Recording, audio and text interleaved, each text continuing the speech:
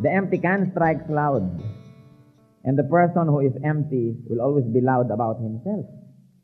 Kaya alam natin na yung mga tao na punong-puno, secure, they can afford to be gracious. They can afford na hindi mapansin paminsan-minsan sapagkat puno naman sila eh. Pero yung masyadong konti ang laman, ipagkait niyo yung konti na yon, wala nang matitira. Kaya sobra ang kanilang pakikipagtunggali na maging bida at maging star lagi na. People need to be praised because we have a very low self-image. Why do people have a low self-image? Because of sin. Dahil sa kasalanan, sinira ni Satanas ang ating imahen, ang ating dapat na pagtingin sa ating sarili, pagtingin ng Diyos sa atin, pagtingin natin sa ating kapwa, lahat yan sinira. At dahil sa kasalanan, ang tao ngayon, ganun ang pagtingin sa kanyang sarili. We all need to be praised. Because praise means affirmation. Praise means encouragement. And praise means appreciation. Gano'ng karaming mga nagluluto araw-araw ang sumasama ang loob na hindi man lang napupuri ang kanilang niluto. Kaya ang iba, tatanong ka na agad, masarap ba? Masarap ba? May kilala ko, hindi ka pa nakakatikim, hindi pa nakakatungtong sa dila mo yung unang patak, tinatanong ka na, masarap ba? Hintayin mo naman. Siguro talagang sabik na sabik sa puri dahil walang bumupuri, kaya ganon. Kailangan natin yan. Ang bata, pag lagi nating pinupuri, tumatalino. Gumaganda ang ugali. Pero yung totoong puri. At kung may kailangan dapat punahin, pinupuna rin natin. Balanse. Pero ang batang pinapalaki niya sa binabatok-batukan, laging nilalait-lait, nagkakaroon niya ng inferiority complex. Galit yan sa mundo. Kailangan natin ng papuri. Ina-appreciate. Sabi sa Hebrews 10:24, and let us consider how we may spur one another on toward love and good deeds. Paano ba natin po ma-encourage ang kapwa natin na gumawa ng tama? Isa, parusahan natin pag gumawa ng mali. Pangalawa, premyuhan natin pag gumawa ng tama. At yung pangalawa, mas magandang approach yun. To reward good deed rather than punish bad behavior. Mas positive yung approach. And that is why people need to be praised. Lagi tayong nag-aalangan, tama ba ang ginawa ko? Naibigan kaya niya yung regalo ko? Di po ba? Natanggap niya kaya yung ipinadala kong support? Bakit kaya hindi ako pinapadala ng thank you card? Nag-aalala ka. Naaalala pa kaya niya ang utang niya sa akin? Bakit hindi kumabaka sa kanyang mukhang naaalala niya? We always need reassurances. Di po ba? Kailangan natin lagi yon. Pagka tayo'y kumanta, kailangan makarinig naman tayong ang ganda-ganda naman ng kanta. Pagka tayo ay nagbibihes, we need encouragement. Oh, wow, ang ganda-ganda naman ng yung suot o bagay na bagay naman sa'yo ang yung suot. Hindi ang mga tao, imbes mamuri, ang galing-galing mamula. Buhay pa ba ang gumupit sa buhok mo? Di po ba? Ganyan. Yung ang hilig-hilig natin na manglait. Kaya dapat sa Kristiyano, wala yung mga ganyan, tinatawag nilang alaskahan. Yung mga salitang magagaspang, na ang tanging pakay at layunin ay laitin ang kapwa. Meron pa nga ako nung isang kilala, sabi niya, side view ka nga, side view. Wow, ang tangos ng nguso. Walang tao nakagusto doon dahil lagi siyang nanggaganon, lagi siyang nang-iinsulto. So, dahil siguro na-insulto siya noon, gumaganti siya sa mundo. Kaya dapat kung tayo po pinalaki sa ganon, putulin na natin yung sumpa sa ating generation. Yung next generation, palakihin na natin sila ng tama. Kasi kung paano tayo na noon pinalaki sa maling paraan, gagawin na naman natin sa mga bata ngayon. Sila paglaki, gano'n na naman ang gagawin nila sa susunod na mga henerasyon. Hindi na mapuputol-putol yung mga mali na yan. So people need to be praised. Why else should we praise people? Because we need to praise. One is we need to be praised, and the other is we need to praise. People were created with emotion and with expressiveness. Not to praise anything praiseworthy is to suppress your emotion. Yung laging sumisikil ng damdamin, yung laging nagtitimpi at nagpipigil, nagkakasakit. Nagagandahan na kasi yung iba, ayaw pang ipahalata na nagagandahan. Di po ba? Nasasarapan na doon sa pagkain, magtitira pa ng konti, baka mapagkamalan akong patay gutom. Kunwari, hindi ako talaga nasarapan. Di po ba? Merong mga tao na kung bakit hindi sila makapagpuri. Mga tatay, Bihirang-bihira mong marinigan ng puri. Akala nila nababawasan ng kanilang pagkamacho. Pag pinupuri, alimbawa ang anak o asawa, parang bandera ng pumapagaspas yung asawa sa harap, ayaw pang purihin. Bago yata yung palda. Hindi po ba? Kaya tuloy, yung babae laging na-insecure, ano kaya nagagandahan pa ba siya sa akin o hindi na? Kasi kulang ng nadidinig na puri. Pero tayo, kailangan nating pumuri. Minsan papasok ka sa bahay na ang ganda-ganda. Baka naman mapagkamalan ako ignorante, mahalata ako mahirap. Kunwari, wala ka lang napapansin. Yung sabi, ang ganda-ganda naman ang bahay niyo. Wow, ang ganda naman ang silyang ito. Merong mga ganong tao, ayaw magpahayag ng paghanga. Dahil akala nila nababawasan ang kanilang pagkatao pag sila nagpapahayag. Hindi natin alam, lalo lang tayong nagiging talagang tao. Kaya lang, baka naman wala namang kalatoy-latoy yung hinahangaan nyo, nahahalata tuloy na bad taste. Hindi po ba? Pero pag talagang dapat hangaan, ipakita natin ang ating paghanga. We need to pray. We need to do that. Kumisan kasi yung pride natin, hindi natin masabi na nagandahan naman ako sa ganito, niregaluhan ka, hindi ka makapagpasalamat. Pero nandito yun, gusto natin yung sabihin. So, people feel good when they make others feel good. Generally, that's the rule. That is also one reason why we need to praise. Because when we praise people, they feel good, and we feel good for having made them feel good. Napakabuktot nyo naman kung kayo'y lumiligaya when you make people feel bad. At may mga ganon. Di po ba? Maligaya sila pag meron silang napahiya. Maligaya sila pag meron silang binara. Maligaya sila pag meron silang inilagay sa kahihiyan o kaya ay nireject bigla. But generally, we feel good when we make people feel good. So, make people feel good, and you too will feel good. We need that. We need to feel good. Why else should we praise? First is we need to be praised. Second is we need to praise. And third, because people are commanded, urged, and encouraged to praise each other. Maging nung si Joshua ay kinomission for a great work. Anong sabi sa Deuteronomy 3:28? But commission Joshua and encourage and strengthen him. Hindi pwedeng bibigyan mo isang tao ng mission, bibigyan mo siya ng isang commission, bibigyan mo siya ng isang gawain, tapos hindi mo siya bibigyan ng suporta, ng encouragement and strengthening. And praising is one of the best ways to encourage. Kailangan yun, na-encourage. Hindi understood. Meron tayo sa understood na yun, hindi na kailangan sabihin. Kailangan sinasabi at masarap at magandang sinasabi. Sabi nga sa 2 Timothy 4:2, encourage with great patience and careful instruction. And we know that praising is a great way to encourage people. Why else do we praise people? Because honest praising is part of being truthful and honest. I said honest praising, hindi yung bola.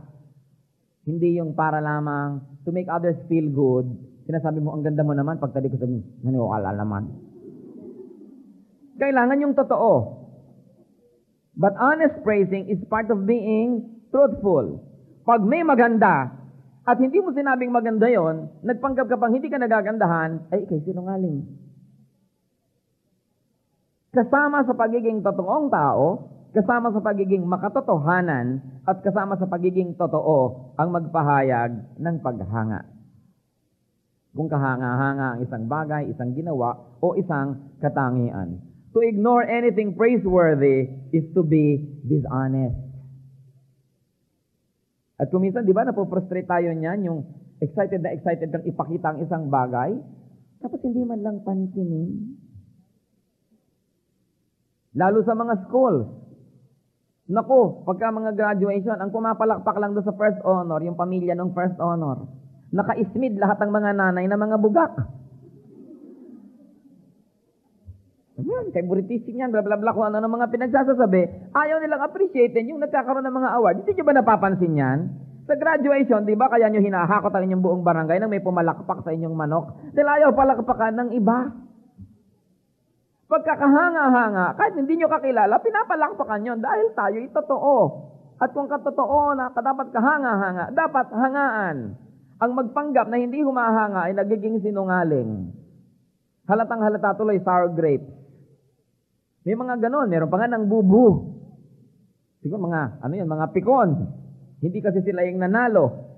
May mga lalaban ng contest, pag hindi sila ang nanalo, nagwo-walk out. Pero pag sila ang nanalo, ay enjoy na enjoy. We should. Honest praising is part of being honest. Ano po ang dapat purihin? What is there to praise about? Isa lang pong bagay ang dapat purihin. Bagamat itong bagay na ito, maraming mukha, maraming kulay, maraming hugis. Look for God in a person. And anything that reminds you of God or godliness is worthy of praise. Kaya dapat mamuri sapagkat ang pinupuri natin ang Diyos pa rin. Ang Diyos na lumikha, ang Diyos na nagbigay. Maganda ang tinig niya, siyempre galing sa Diyos. Ang Diyos ng musika Ang amo-amo ng kanyang mukha, siyempre galing sa Diyos ang amo na yon, sapagkat ang Diyos ang God of beauty. Di po ba? Ang tali-talino niya sa mathematics, siyempre galing sa Diyos yun, because God is the God of mathematics. Ang galing niya magpasirko-sirko, galing kaya yun sa Diyos? O siguro naman, dahil hindi na aksidente. Purihin, dahil magaling magsirko-sirko. Purihin ang Diyos. Magaling mag-paint, magaling magluto. God is the God of creativity. Sa pagpuri po natin sa kapwa, isa lang ang hinahanap natin. Hanapin natin ang Diyos. Sapagkat ang lahat ng nilalang, nilikha ng Diyos. Kahit pagano kalaking kasalanan, kahit pagano kalayo ang binyahe mula sa pagiging makadiyos at kung saan-saan nagpunta, nandun pa rin ang katotohanan na Diyos ang lumikha sa Kanya, na lahat ng mabubuting bagay sa Kanya, Diyos pa rin ang nagbigay, because all good things come from above, from the Father of our Lord Jesus Christ. Walang mabuting bagay na nagmumula kay Satanas. Ang lahat ng mabubuting bagay ay galing sa Diyos. Kaya marapat purihin. Pag hindi natin pinuri, yung Diyos na magbigay, siya na rin ang na-offend. Dahil siya ang may pakana nung katangian na yon, tapos hindi natin pupurihin. Titiyakin lang natin na alam natin na ang Diyos talaga ang kaloob-looban na pinupuri natin. In other words, what do we look for para tayo makahanap ng pupurihin sa kapwa? Look for. We can praise what? Beauty. Because beauty comes from God. And of course, beauty has many forms. Maraming uri ng kagandahan. Merong maitim na maganda, merong moren ang maganda, merong maputing maganda. Maraming kagandahan. It's good to be beautiful. But if you are good, I tell you this, you will soon be beautiful. Dahil ang ganda, very subjective. Kuminsan kahit maganda physically, kung ugaling impaktita, di ba, pumapangit. Sa ating tingin, hindi rin natin gustong tingnan. Yung iba naman, sasabihin nila, beauty is only skin deep. Naku, mga inggitera lang ang nagsasabi niyan. Alam nga naman, gusto niyo pang lumalim pa ba naman yung beauty? Gusto niyo pa ba naman sabihin, ang ganda-ganda ng iyong lungs? Alam nga naman sabihin, you have very attractive pancreas. Of course, beauty is only skin deep. How deep do you want to get with beauty? Kaya nagsasabi niyang beauty is only skin deep, ang inggit lang yun. Pero ang totoo niyan, ina-appreciate natin dapat yan. Because even God is the artist who makes things beautiful. Hinahanap natin yan. Alam niyo po, yung papuri lamang sa Song of Songs, noong lalaki sa kanyang asawang babae, tingnan niyo kung paano mamuri at kung paano ibinigay ang halimbawa sa Song of Songs, kung paano dapat pupurihin ng husband ang kanyang wife. Take note, husbands, ha? Sabi sa Song of Songs, chapter 4, verses 9 to 14. You have stolen my heart, my sister, my bride. You have stolen my heart with one glance of your eyes, with one jewel of your necklace. How delightful is your love, my sister, my bride. How much more pleasing is your love than wine, and the fragrance of your perfume than any spice. Your lips drop sweetness as the honeycomb, my bride. Milk and honey are under your tongue. The fragrance of your garment is like that of Lebanon. You are a garden locked, my sister, my bride. You are a spring enclosed, a filled fountain. Your plants are an orchard of pomegranates with choice fruits, with henna and nard and saffron, calamus and cinnamon, with every kind of incense tree, with myrrh and aloes, and all the finest spices. You are reading the Bible, brothers and sisters. This is not Shakespeare, this is not balagtas. This is the Word of God. Kita nyo? Kayo naman siguro, babae, kahit nagkapaso-paso kayo sa pagluluto at nabanli-banli ang kayo at kung ano-ano nangyari, napuri kayong ganyan, bukas luto kayo uli, di ba? Kahit siguro lumindol, hindi matanggal ang inyong ngiti sa inyong labi. Ganyan ang pagpuri. Kita nyo naman yung wife kung paano mamuri ng kanyang husband. Sa Song of Songs din. Alam nyo, if you're married, you should read the Song of Songs more often so that you will appreciate the pleasantness of very, very intimate love. Sabi po sa chapter 5, verses 10 to 16, sabi ng babae tungkol sa kanyang husband, "My lover is radiant and ruddy, outstanding among 10,000. His head is pure as gold. His hair is wavy and black as a raven. His eyes are like doves by the water of streams, washed in milk, mounted like jewels. His cheeks are like beds of spice, yielding perfume. His lips are like lilies dripping with myrrh. His arms are rods of gold set with chrysolite. His body is like polished ivory, decorated with sapphire. His legs are pillars of marble, set on bases of pure gold. His appearance is like Lebanon, choice as its cedars. His mouth is sweetness itself. He is altogether lovely. This is my lover. This is my friend, O daughters of Jerusalem." Ganun niya ipagmalaki ang kanyang asawa. Di po ba? Mga wives, ano po kalami dito ang married women? May see? Kung yung ba naman inyong asawa ay bagong bihis, lumabas sa kwarto, nasasabihin niyo ba naman niya sa asawa niyo, "Ang gwapo talaga ng asawa ko, talagang napakaswerte ko naman." Nababanggit niyo ba yon? Baka pati yung baon niya ma-entrega sa inyo niyan. All beauty is to be praised. At akala nating mga Kristiyano, masama yon. Ayan na nga mismo, sa Bible na mismo, ang pagpuri sa physical beauty. Talaga namang may maganda. May maganda-ganda at merong mabait. Di po ba? So, pag nakakakita kayo ng maganda, dapat pinupuri yan. So you look for what is beautiful. Kumisa naman, bihira naman sa taong pakyaw yung ganda. Maganda kumisa ng mata, maganda ang bukong-bukong, di ba? Maganda ang kung ano. Maghanap naman kayo ng mapupuri. Dahil importante yon because God is a God of beauty. Another thing that you look for to praise in people is good work or workmanship. Maganda siguro magtrabaho. Katulad na lamang ng pagpuri sa ginagawa ng isang ina at ng isang asawang babae. Anong sabi sa Proverbs 31:28? "Her children arise and call her blessed, her husband also, and he praises her." Gaano karami yung mga ina na pagigisingan ng mga anak, ang sasabihin nila sa mother nila, talaga ang nanay natin blessed. Di po ba? Siguro, medyo matanda na yung mga anak nitong babaeng ito. Because pagka matatanda, bata pa ang inyong anak, they arise and say, "Tinatay."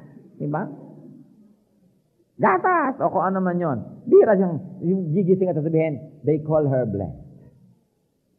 Pero pagka nagkaedad na ang ating mga anak, titingnan nila ang kanilang nanay, iisipin nila, masasabi man nila ang nanay natin blessed.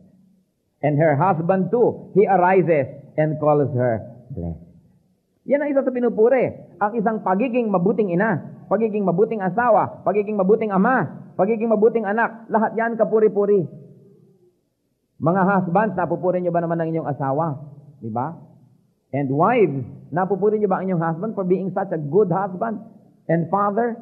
O yung mga anak, napupuri niyo ba ang inyong mga magulang na napakasarap naman ang pag-ibig ng aking magulang, ng aking tatay, ng aking nanay, ganito, ganyan, ganyan. Kailangan, nagpupurihan. But why do we find it so difficult to verbalize our praises? Yung culture natin, kailangan maging Christian culture. Hindi lang yung sabihin natin na ito ang culture of suppression kasi ayaw ipahayag. Kailangan tinasabi yan. So, good workmanship. Meron pa tayong dapat purihin. Pag nakakita tayo ng godly service in any person, pinupuri yun. Sa 2 Corinthians 8:18, "And we are sending along with him the brother who is praised by all the churches for his service to the gospel." Meron talagang mga dapat purihin. Talagang saludo kayo sa paglilingkod ng anak na ito ng Diyos sa iglesia.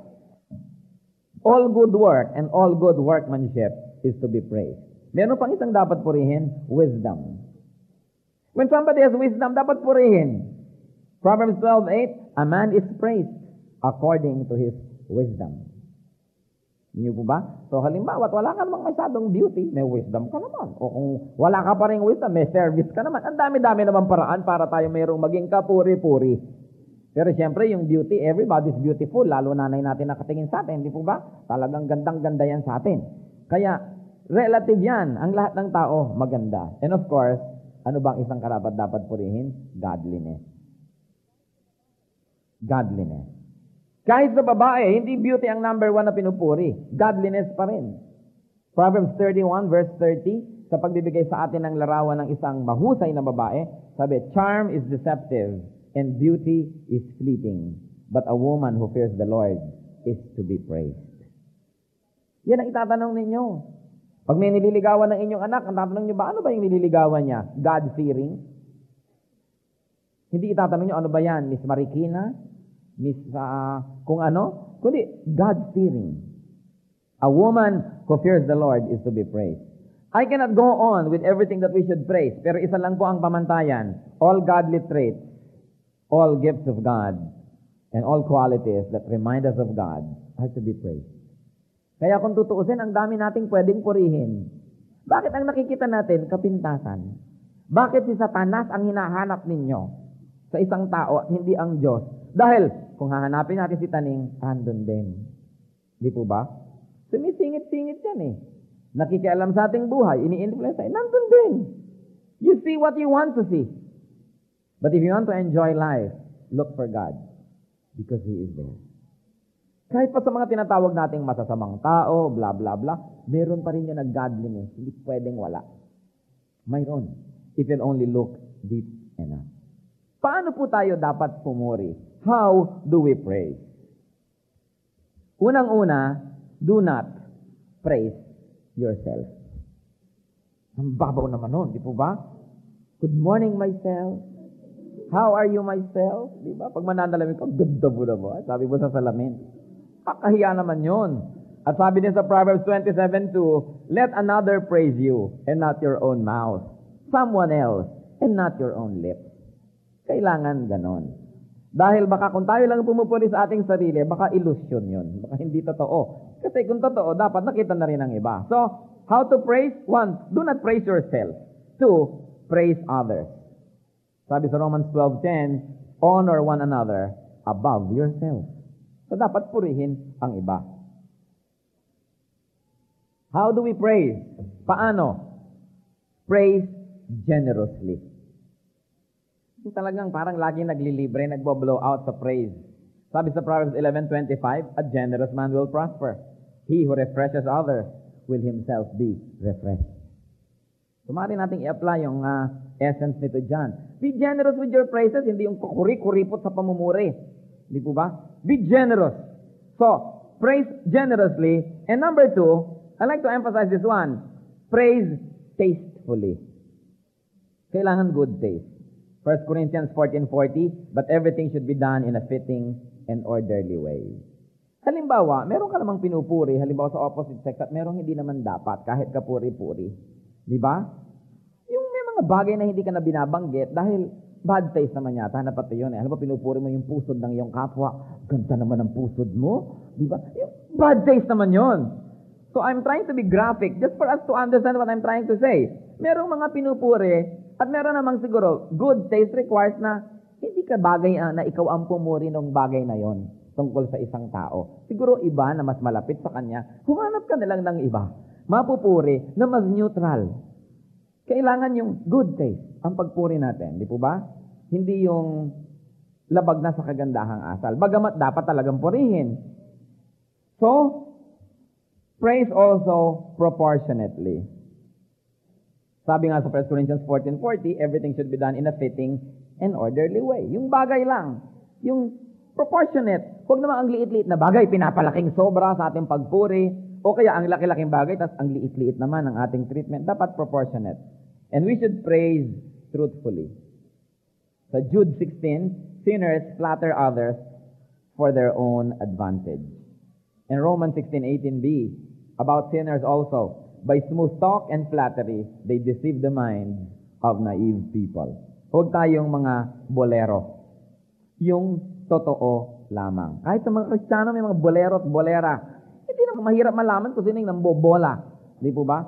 So that's how we praise others. Now there's another tricky area in the issue of praise which I want to share with all of us, and that is how to receive praise. Kuminsan, it is already difficult to express praise, pero mas mahirap kuminsan how to receive it. How to react to praise? Sabi sa Proverbs 27:21b, a man is tested by the praise he receives. Isa daw pagsubok, yang mapuri. Bakit? Paano po tayo tatanggap ng papuri? Number one is be grateful and be thankful to the person or persons praising you. And of course, you have to be thankful to God that God gave you something praiseworthy. So the first thing you do when somebody praises you, pero hindi ka nililibak o inuuto. Alam naman natin yun, di ba? Kung inuuto tayo o nililibak. Yung alam nating totoo, sabihin nyo, salamat, thank you. It is the most gracious way to accept a praise. Thank you. And then, give glory to God. You say, praise God. Di ba? Thank you. Glory to God. Yung iba naman, pinupuri mo na, ang ganda mo na, hindi, ang pangit-pangit ko nga eh. Yung, ang arte-arte, oo nga pala, ang pangit mo. Siguro sasama naman ng loob. In other words, huwag kayong maarte pag pinupuri kayo. Walang false humility. Because false humility is still false. Kahit yun, humility. Di po ba? False pa rin yun. Pag alam niyong maganda kayo at pinuri kayo, salamat, praise God. Ganon ito yung, ang pangit ko nga eh. Yung, di ba maraming ganon? Ang arte. Ang ganda-ganda ng bahay. Sabi mo, ang ganda naman ng bahay. Pasensya na kayo sa aming dampa. Sunugin ko kaya itong bahay nito nang malaman niyo kung ano itsura ng dampa. Hindi mo ba? Maghahanda, ang dami-dami ng handa. Pasensya na kayo, ito lang aming nakayanan. Samantalang alam na alam mo that you gave your best. Pag may nagsabi, ang sarap naman, ang dami niyong handa. Thank you, I think so too. This is to please you. Pero bakit sasabihin, hindi, konti nga. Ito ang dami-dami. So be grateful, give glory to God, and then be truthful. Do not pretend that you do not know that there is something praiseworthy about you. Na ang ganda naman ng damit mo. Alin? Ito pa lang naisuot ko. Pangit nga ito eh. Samantalang 3 oras pa lang niya, ang sinusukat-sukat yon. Huwag kayong magpanggap na parang hindi nyo alam. Dahil siyempre, alam naman natin kung ano yung hinihintay nating mapuri nga tungkol sa atin. Di po ba? Kumisa mabuti pang honest. Ay, salamat, napansin mo rin. Akala ko, wala nang makakapansin. Makaka-zero na ako, pauwi na ako. Mas maganda yung honest. Do not pretend that you do not know that there's something praiseworthy about you. Do not pretend to belittle anything praiseworthy about you. Nagkukunwari kayong bale, wala naman yon. At, mas malala ito, do not really belittle anything praiseworthy about you. Huwag yung baliwalain, yung na-appreciate ng iba. Pasalamat tayo. And do not belittle the praising by ignoring or overshadowing it with another issue. Merong mga tao, they are so uncomfortable with praise that while you are praising them, they shift the topic to something else immediately. Na parang ayaw nilang pag-usapan, pero sa totoo lang, gusto naman talaga. So ipakita natin yon. Tama nga talaga sinabi sa Proverbs 27:21, a man is tested by the praise he receives. Pag kumanta kayo, nagandahan ng tao, ang ganda niya naman niya kumanta, thank you, praise God. Ganon din, hindi nga ako nakapractice eh. May kasama pang yabang, ibig sabihin, kung nakapractice lang ako, mas gagandahan ka pa. Yung mga ganyan mga dramang bukid, dapat wala sa buhay ng Kristiyano kasi truthful tayo. I think it's clear, it's good to praise others because God is the author of everything praiseworthy. It's good to accept praise because it means that we graciously accept God's blessings. Just make sure that you deflect or that you redirect the glory to God. Pero God is so good that in His glory, inaambun-ambunan tayo, nakakaambus-ambus tayo ng konti. Salamat, huwag kayong magpanggap that you don't enjoy it because that is not being honest. Praising is a biblical and a godly practice. Anyone who sees God or godly attributes in another should be moved to praise. Anyone who has godly traits and qualities should appreciate and be glad about it. So, praise generously. Isipin niyo po, at gusto kong iwan ito na hamon. Do you praise your spouse enough? Pinupuri niyo ba ang inyong mga anak ng sapat? Pinupuri niyo ba ang inyong mga magulang? Pinupuri niyo ba ang inyong mga katulong? Di po ba? Mapuri naman sila sa mga tamang ginawa. Wala naman tayo kumisang pinapansin, kundi yung mali. Pero yung tama, hindi pinapansin. Pag nakakabasag, may salary deduction. Pag naman hindi nakabasag, walang increase. It's unfair. Whatever you do on the other side of the equation, do it also on the other. Mahilig kayo mang salary deduction, dapat meron din mga increases. Pagkarapat dapat. Hindi po ba? Hindi yung puro negative lamang. Pinupuri ba natin, halimbawa, ang ating mga deacons, When you are in a church, pinupuri niyo ba inyong Sunday school teacher? Baka naman pagod na pagod maghanda yung tao. Hindi niyo pa mapuri. Hindi naman pwedeng walang kapuri-puri. Kung talagang walang kalatoy-latoy magturot boring, at sabi niyo, ang punctual mo naman, nabe-bless ako sa iyong punctuality. O, di may mapupuri ka pa rin. Hindi pwedeng wala. Even pastors, 99.9 of pastors, kulang sa pansin. Kailangan laging ma-reassure na nakaka-bless ka pa ba o hindi na. Kailangan binibigyan natin ng reassurance. Everybody needs to be reassured. Lalong-lalo yung mga wives. They have to be reassured all the time. Lalo yung mga wives sa bagong panganak. No? Mga 6 na buwan, 1 taon pa lang nakakapanganak, kailangan niya ng reassurance na maganda pa siya, nagagandahan pa siya ang asawa niya sa kanya, bla bla bla. Kailangan yun. At alam niyo kung bakit halimbawa maraming mga may edad na lalaki ang nahuhumaling sa mga bata? Di po ba? Kasi nare-reassure sila na sila'y attractive. Di po ba? Nare-reassure sila na, may naa-attract pala. Kumisa man pala dahil lang sa bulsa. No? Kaya naa-attract yung iba. Pero ganun pa rin, siguro yung asawang babae nagkukulang ng reassurance. Kaya hahanap ng reassurance sa feeling ng iba. Lahat ng tao siguro, 99.99% kulang sa pansin. Be kind, be good. It's too short a day para maging kuripot sa pumumuri. Dahil araw-araw, ang kapwa natin nakakaranas ng siya ay mapahiya, siya ma-reject, siya ay magkulang, bumaba ang pagtingin sa sarili. Let's help each other out. Look for something that's worth praising and express it.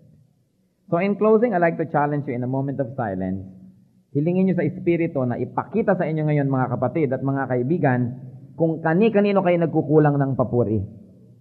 At huwag kayong tumayo sa silyang yan sa gabing ito habang hindi talaga nyo sinasabi sa Lord na I will try to correct it and be more generous with my praise. It is important that you don't leave this place without being blessed because the Lord right now likes to bless many people through you, through your praising. Kaya isa po yung magandang ministry, the ministry of praise. You praise God, but you praise the attributes of God in all of His creation. Silently, isipin natin ang mga pinagkulangan natin at ihingi natin ng tawad sa Diyos at humingi tayo ng kapangyarihan na maitama lahat yan.